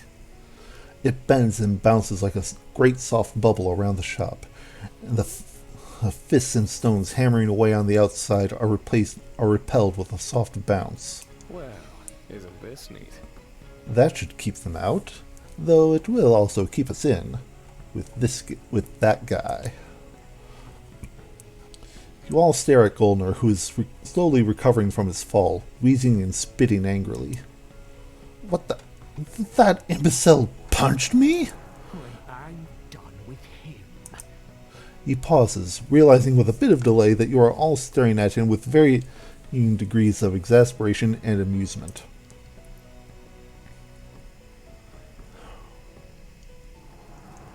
are you okay? Are you alright? That looked like it hurt. Why? Damn damned right it hurt. But you can shove that fake concern. I don't want it. I want to know what the hell is going on. Enough. What happened is that your selfish lies have made your workers prime targets for demons to latch onto. Now they're following its will until we can stop it. You? Goldner's face scrunches into a sneer as he points a finger at Caden's chest. Disgusting. I knew you were helping this outlander scum. Wait until I tell everyone what you have been hiding. Oh, this'll be good. Bold of you to assume you'll be leaving this place with a tongue to speak with. Goldner's face pales. Hey! You! Enough of this. We have much more pressing matters to deal with. The wards seem to be holding up. We should be safe as long as we stay in here. Oh, hold on. But what about Kim? If Mime is right, he might be a target as well. By the gods. Could it be this was his real plan all along? To make us barricade ourselves in here while he goes off after his true target? The mine workers continue their frenzied onslaught on the barrier. It is awfully convenient that they would show up here for the demon to possess, isn't it? What do you say, Weasel Man? How did you learn about us being here tonight? That's none of your business. Leatherous mercy. Ronan, then. That figures. You know, If we could just find the demon in charge of these people, we could leave and search for Ronan. Maybe, but I can sense it somewhere outside, beyond the angry people. I can't believe this. So we're stuck. Perhaps. But we're not without options. What now? What do you mean? Actually, Well, if we can leave my shop to find the demon, perhaps we can lure it inside here with us? If we can't leave my shop to find the demon, perhaps we can lure it inside here with us. what do you mean? That sounds like an idea. What are you thinking? Another thing. If we release the wards, those frenzied people will barge in here. No doubt the demon would use the chaos to target someone in here, most likely me. We simply have to be ready to catch it. Absolutely not. Quinn, I'm not allowing you to use yourself as bait. Have a better plan? Look, If I may cut in, it might not be necessary to use Quinn as bait. A nature mage, of course, is a very attractive target to them, but there is one thing they like even more. what? And what is that? Huh. Hate. All eyes turn to Goldner, who is still fuming, holding his bruised chin. He's never going to agree to that. he doesn't have to. Michael, I swear. Are you insane? No matter our personal grudges with the man, he's still a civilian. We can't use him like that. Quinn is at least consenting to this mad plan. Ooh! Do we be a dick? Or do we let Quinn consent?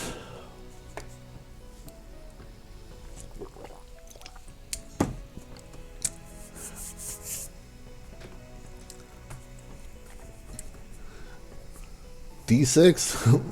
Let's do this.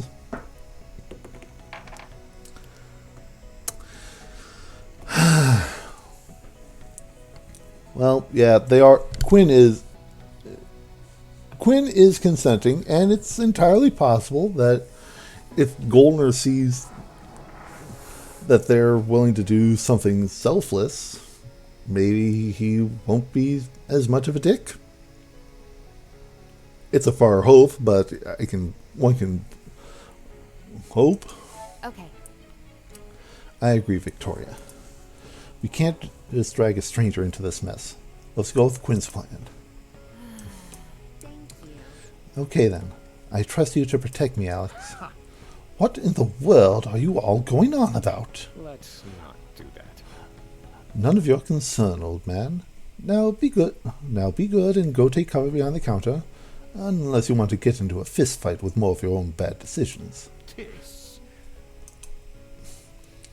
Golden doesn't look pleased, but he complies, stumbling to safety while the rest of you get ready. You release the wards, and immediately the group outside pushes through the door, mindlessly swinging at the first person they see. I am not getting paid enough for this. Pathetic. Look, We'll hold the door.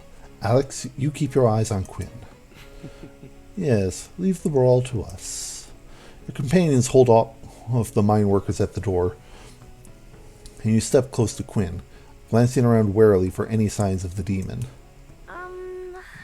They're here. In the next instant, a force sends you flying, crashing into a shelf of dried herbs that breaks beneath you. No! Good evening, mage. Absolutely not. Stay away from me. Now, why would I do that? After all, you were the one who invited me in, were you not? Quinn's hands clench out their sides. A curious soul. The obedient child who never questioned their path as rails were welded in front of their feet. But that has changed now, hasn't it? You question your purpose. You question your happiness. You have tasted rebellion, and it was sweet, so you desire more. With desire comes fear, however. Will I succeed? Will I reach my goals? The anxiety has shattered the clear surface of your life, but don't worry. I can give you the power to bring peace back.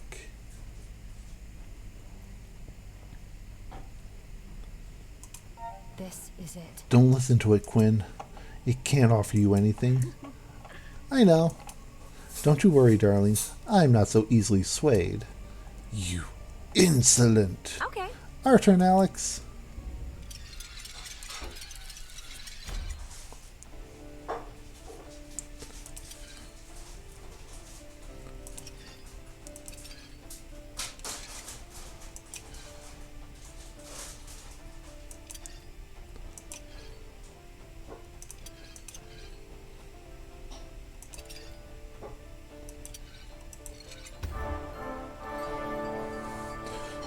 The demon lets out a piercing scream as it is sucked into the locket. The frenzied mine workers stumble as the curse lifts, their shouts replaced by confused murmurs. This is... Is it over?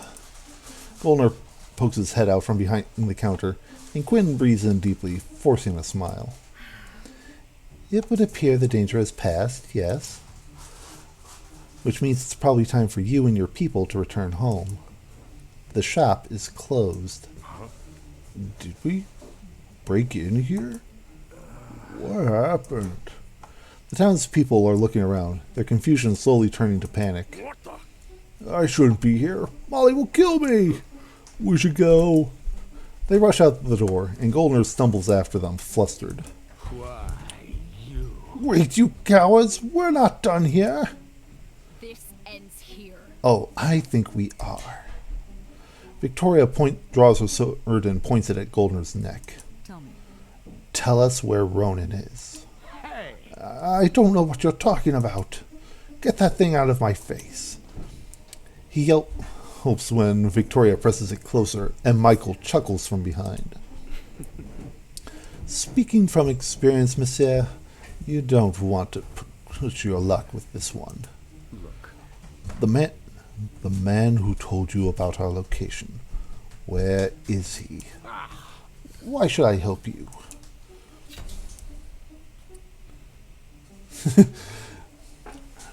See. Because he just... How do we try to get information from the dickwad? Because I just saved you, a child is in danger, or, one word, sword.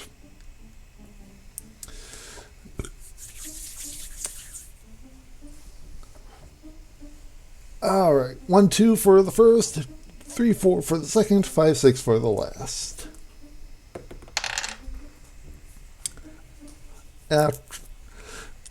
Try to hope he has some sense of empathy. We have to help. A child's life is at stake, Goldner. Even your conscience must recognize the gravity of that. Trying to guilt me into talking won't help you.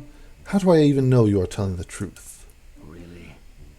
The child is a young boy, blonde hair and red eyes. He might already have been with Ronan when you talked to him. Goldner's eyes narrow. Well, I might have seen such a child, yes. I might even be aware of where they were headed. But I want something in return for this information. Yeah, how about the sword now plunging into your fucking neck, dude? I want the papers back that you stole from me. That only seems fair, right?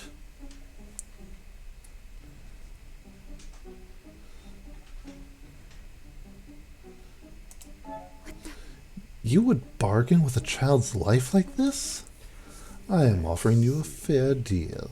I suggest you take it.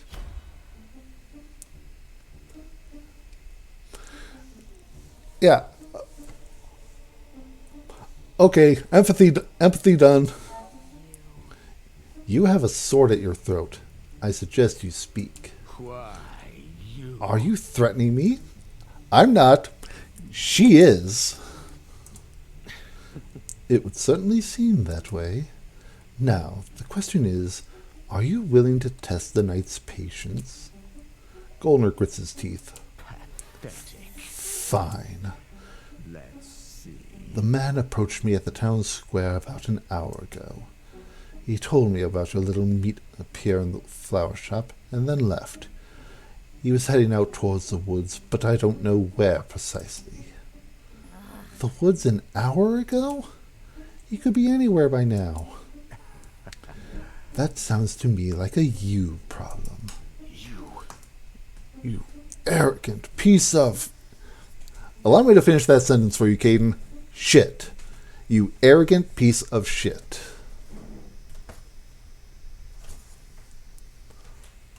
Enough. You can go ahead and leave now, Goldner. We're done. Oh, I intend to. Victoria steps out of the way as the mine owner storms towards the exit, pausing in the doorway to sneer. You will regret this. And he leaves. Well, isn't this neat? Such a pleasant guy. Well, Well, we did sort of threaten him with a sword, so... How curious. Details, mine, details. We've got to go. We should go. Who knows what Ronan has been up to while we've been stuck here. Kim, Time to go. come on. We know where we are heading. We shouldn't delay any further. What about Quinn, though? The wards are broken, so nothing's here to protect the shop. Actually, I'll come with you. Come again? You don't have time to be worrying about wards now. We should stick together until this is under control. Don't worry, I won't slow you down. really? Are you really sure, Quinn? This might get dangerous. actually, I've just faced down a demon leading a frenzied mob. I think I'll manage. Got it. Let's go then. You all rush through the town in a race against time. The forest towers above you, the blackened tree trunks like silent pillars judging you as you hurry onwards. This way! I can sense him this way! Mime is looking particularly frantic, running ahead of the group until you make it to the clearing. Please stop this, Ronan. The demon wearing Ronan's skin has his little brother cornered, the young boy looking distraught. Don't be like that, dear brother. I just told you I need your help. You wouldn't refuse to help your big brother, would you? I know you're not really my brother. You're just some bad spirit who's controlling him. I won't do anything you say. I will never help someone who hurt my brother like this. Little pest. Then I guess we'll just have to do this by force. Ronan holds up the locket and it glows ominously, shooting out a beam much like when you seal away demons. Kim screams at when it hits him. Brother! Someone, please help! I have to. Kim, no! I have to stop this. Gritting your teeth, you step forward, clutching the spirit locket. Alex! You draw upon the power of the locket and throw yourself between the brothers. You! Alex!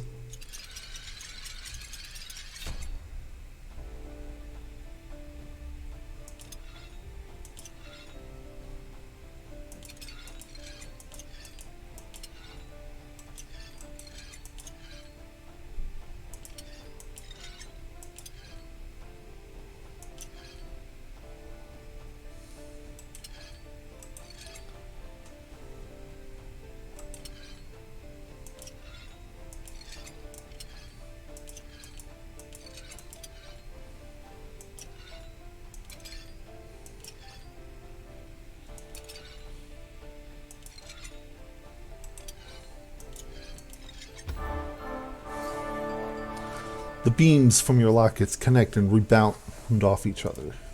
Kim is released from the spell and falls back with a scream. You lock eyes with Ronan, and then everything turns white. You regain consciousness in the floating space of the in-between, where you once met Mime. Am I dead? No one answers. You can't see anyone in this space, but then comes the sound of crying. You wander, not knowing where your feet are taking you, or if you are even walking. You see a small child, crumpled up and hiding their face, their small body shaking with sobs. Your eyes widen when you realize his horns are sprouting from their head, and the dark leathery fabric wrapped around them isn't a cape, but wings. You reach out towards them, but you never touch. You wake up to someone shaking you. Alex! Wake up! Wake up! You open your eyes and find Caden looking down at you, his face drawn tight with worry. You're awake. Thank the... How are you feeling? Can you move?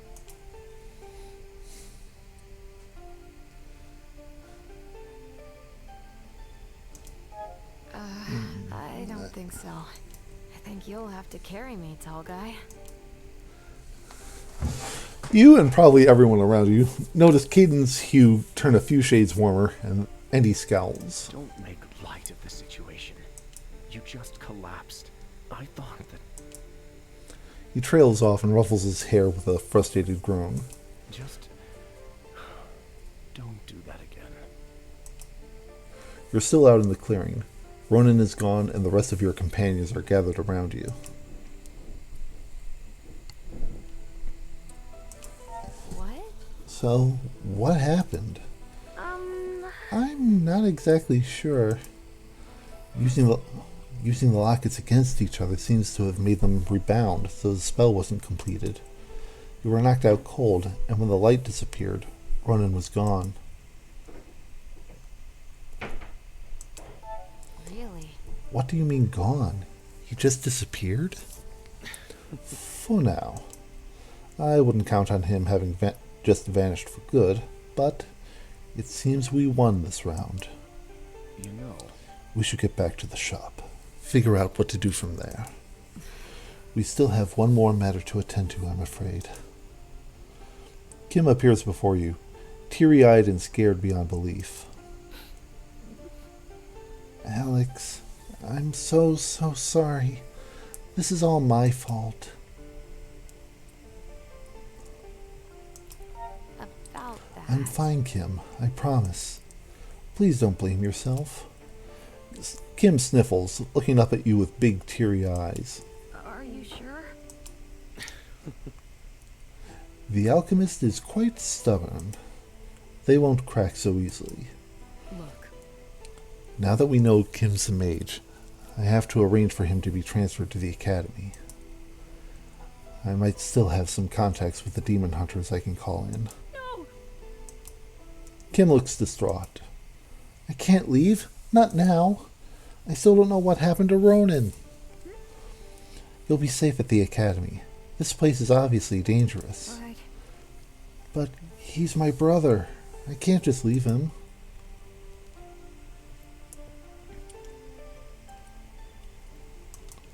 I wonder. His knowledge about Ronan is still valuable to us. Can't we make an exception this time? About that. You make a fair point, but I just can't allow that. Look, Now that his powers have manifested, it's just a matter of time before accidents start happening. An untrained mage, especially when they are put in stressful situations, is dangerous. We don't want such complications. I can train him. Why? Quinn? What are you talking about? I have completed the training of a nature mage. I can definitely give Kin here an introduction to the basics. He's only just awakened to his powers. If I remember right, families usually get a bit of time to get their affairs in order before a child moves to the academy. So we're hardly bending the rules if we let him stay with me for a few days. I'll take full responsibility, of course. tell me. You are aware of what that means. Obviously. Kim looks up at Quinn, a bit scared. I don't want you to get in trouble because of me. Oh, aren't you a darling child? Don't you worry. I know what I'm doing. You look like someone who's had to shoulder a lot at such a young age. It's admirable. But please allow me to be an adult and handle these things for you. You should never have to cope with these things alone. Quinn. Kim starts crying again and tackles the florist with a hug. Quinn stumbles but holds him close, patting his head while gently cooing. There. Let it all out. Victoria looks thoughtful, then eventually sighs and nods. 3 days. Then I'm calling in the hunters. Thank you.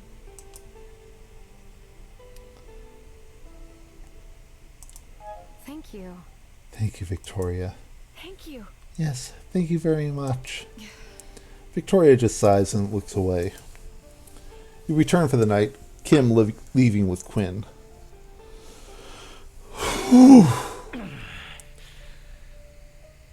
This is blasted. I'm done playing nice.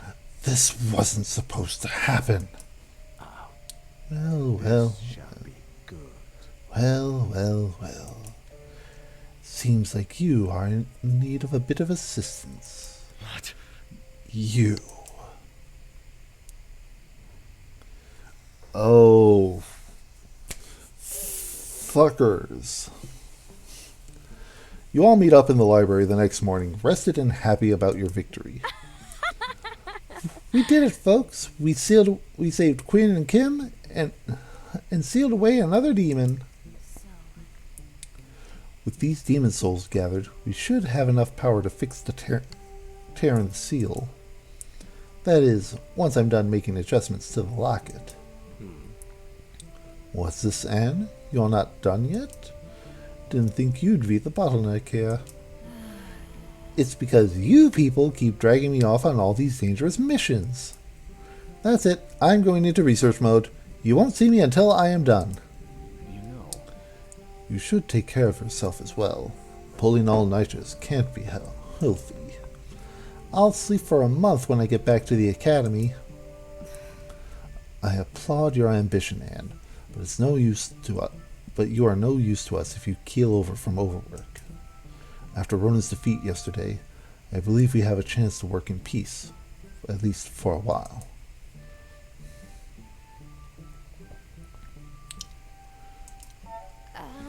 Please remember to pace yourself, Anne. Fine, if you say so. Hear me out.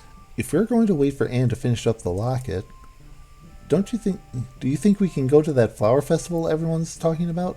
It sounds so lovely. Flower festival? Well, It's isn't a this neat? It's a local celebration where the townspeople dance and get drunk in town, then wander into the woods to watch the anemones blossom. How curious. Fascinating. About that. I don't really think we'd fit in. There's going to be a lot of people and we don't exactly blend in. Oh, That's too bad. Don't let that get you down, Mime. Perhaps we can find some other way to celebrate. Well, I mean, there's a meadow in the forest not too far away where the people don't go. Will you go with me, Caden, to make flower crowns? Huh? Flower crowns? I'm not... sure? Alright, we'll make some for everyone! Oh, this'll be good. I'm not sure you know what you've gotten yourself into, Caden, my friend. Mercy. Look, Right, if you're done... Victoria glares, but the stare holds little heat. In fact, one could even say she looks amused. this is the plan. Let's not forget the mission ahead. Anne, you will continue developing the spirit locket. The rest of you, try for Lethros' sake to keep a low profile for a day. okay. Yes, ma'am. Come on, Caden. I want to go right away. Why would you? Okay, sure. Those idiots. We're all doomed. Everyone agrees and then leaves to go about their own business. But before he can go, Michael taps you on the shoulder. How curious. I have a good idea for how to get. I might have a good idea for how to give Mime the festival experience without Victoria blowing a blood vessel. I'll fill you in later, okay? He winks and walks off. What was that about? You know, Victoria, with my invisibility spell, I could really help you out with gathering information. If you want to know what some sketchy people are discussing, I could just sneak in and... No, mine. But I'm not trusting you with something as dangerous as that. Knowing you, you'd trip over yourself on the way and reveal yourself. that... It would be dangerous if you got caught on your own like that. You better stick close so I can keep you safe. Got it? Victoria... Now, let's get back to it. Okay? Right. Alright, so the flower shop, the library, the woods, and home. But I think we are going to call it a stream there. Thank you guys so much for watching. If you're watching on Twitch, make sure you hit the follow button so you know when I'll be streaming next. If you're watching on YouTube, make sure you hit the subscribe button and ring the notification bell so you know when the next video goes live. Until next time, this has been Breakman Z saying thank you guys so much for watching, and as always, may your save files never be corrupted. Take care, everyone.